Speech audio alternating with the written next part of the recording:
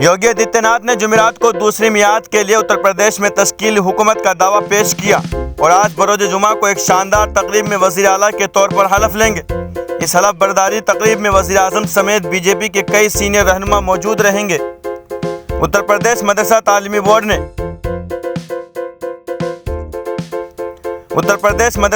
Board ने रियासत के तमाम मदारिस में कौमी तराना लाजिम करार दिया है। हर मदरसे को क्लास शुरू करने से पहले दीगर दुआओं के साथ साथ कौमी तराना असातिज़ा और तलबा को गाना लाजिम होगा। सिख बरादरी के एक वफ्द से मुलाकात पर खुशी का इजहार करते हुए वज़ीर आज़म ने कहा कि दानिशवर मुआशरे में नज़रियात फैलाने में अहम किरदार अदा करते हैं। उन्होंने वफ़द से दरख्वास्त की कि वह आम लोगों को तालीम देने और बेदार करने में ताउन करे। इत्तिहाद की रूह पर जोर देते हुए उन्होंने कहा कि हमारे मुल्क के तनू का मरकज़ी सुतून है।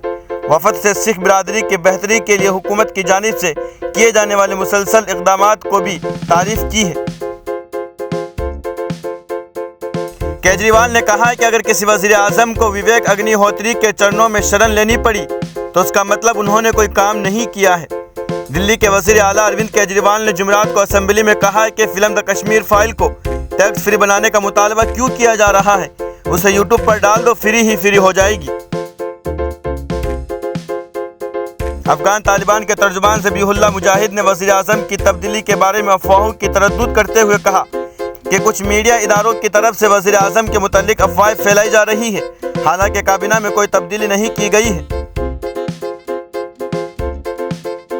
यूक्रेन में इंसानी बहरान पर रूस की जानिब से अक़वाम मुत्तहिदा की सलामती कौंसिल में पेश किए गए करारदाद के हक़ में सिर्फ रूस और चीन ने वोट दिया है, जबकि भारत समेत 13 दीगर रुकन ममालिक ने वोटिंग में हिस्सा नहीं लिया, जिसके नतीजे में रूस की तरफ से पेश किया गया मसूदा मुस्तरद कर दिया गया।